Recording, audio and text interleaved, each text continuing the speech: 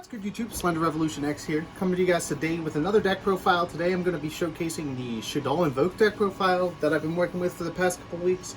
The deck's been interesting me for the past couple weeks just because, in my opinion, the meta's kind of stale and there's no events going on right now and we're kind of just all stuck at home. So I wanted to build something a little interesting, something that wasn't Eldritch, something that wasn't Adamantipator, and something a little more classic. I really think the deck has potential right now. Between Winda, Kaliga, and the boards that you can set up with this deck, it does have a really high ceiling. That's really interesting to me. So without further ado, guys, let's just dive right into the deck. Alrighty, guys, so we're going to go ahead and just start off with the monsters. Pretty basic lineup. You have 3 Alistair the Invoker. Basically, you want to see him in your opening hand, kind of get your combo going. That's pretty self-explanatory.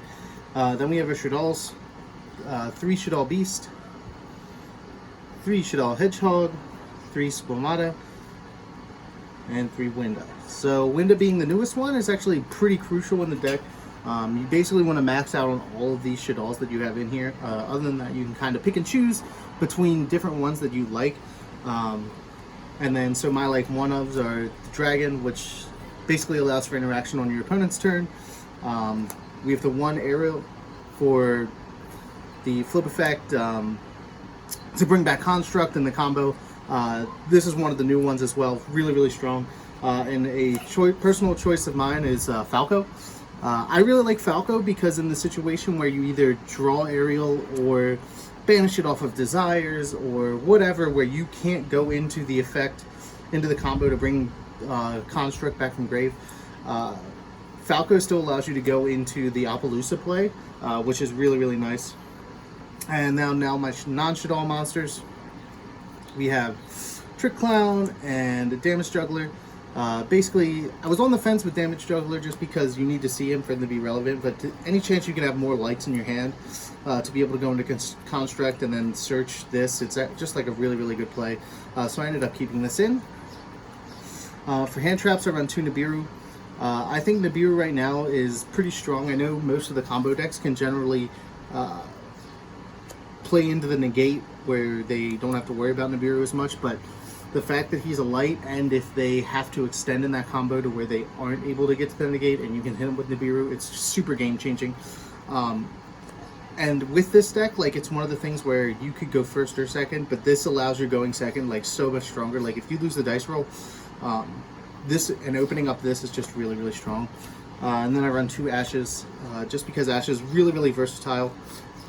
Probably one of the best hand traps right now.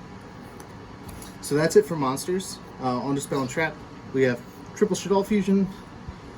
Pretty self-explanatory. You want to max out on all the Shaddoll Fusions, which is why I also just run triple L Shaddoll Fusion. Searchable, quick play. You want to be able to see one of these 2 in your opening hand. Then I run triple Pot of Desires. I'm usually on the fence about running 3 Desires, but in this deck you want to have as many resources as you can. And the fact that almost everything in the deck is a 3 of, banishing them is not a huge drawback. So you want to see this card. And then triple Meltdown, self-explanatory, part of the Invoked engine. 2 Invocation, I only run 2 because it is searchable. Whether it be by Alistair or Meltdown through Alistair or by the Link Alistair, you can pretty much get to this no matter when you need to. Then I run 1 Foolish Burial, pretty self-explanatory in a deck that runs through the graveyard. And my last spell that is kind of techy for me is Foolish Burial Goods. For me, this card is always live. I've gotten a little bit of flack because of this card. But for me, it basically through your Shaddoll plays, you can either send the Shaddoll Trap or an L Shaddoll Fusion if you didn't draw one, and then get it back with Construct to be able to play on your opponent's turn. So for me, this card is 95% of the time it is completely live. And then the 1 trap I run is that Rest Shaddoll Incarnation, just for your combo. It's really not bad on its own either. If you open it and have to set it, it's not the worst thing in the world. But obviously you'd rather send it. Onto the extra deck, we'll start off with the fusions. I run a triple L Shaddoll Construct. I think, I was on the fence for a while, playing this at 2, but I missed the 3rd, And having 3 of these, just like, even if you generally only need to go into 1 or 2, like having the 3rd there, it's just such a strong card that I couldn't justify something else being better than Construct. The other Shaddoll monsters I run is Winda, pretty self-explanatory as well. I opted for 2 just in case you need to go into the 1 at the beginning of your turn, going first to be able to go into start plays, and then you can end up on the second one to be able to lock your opponent out. And then 1 App Cologne. Just really, really strong. Good plays on your opponent's turn as well. So that's all my Shaddoll monsters. Then our Invoked monsters, I have 1 Purgatrio, 1 Kaliga, and 1 Mikaba. You know, I've debated on the second Mikaba, but most times I feel like, you know, if I'm going first, I'm making this. If I'm going second, generally I'm making Purgatrio and trying to OTK for game. So I didn't really see the point in wasting the other extra deck spot on the second Mikaba. And then for Link monsters, we have our Link ones are Salamogray Almirage, Secure Gardener, and Gravity Controller.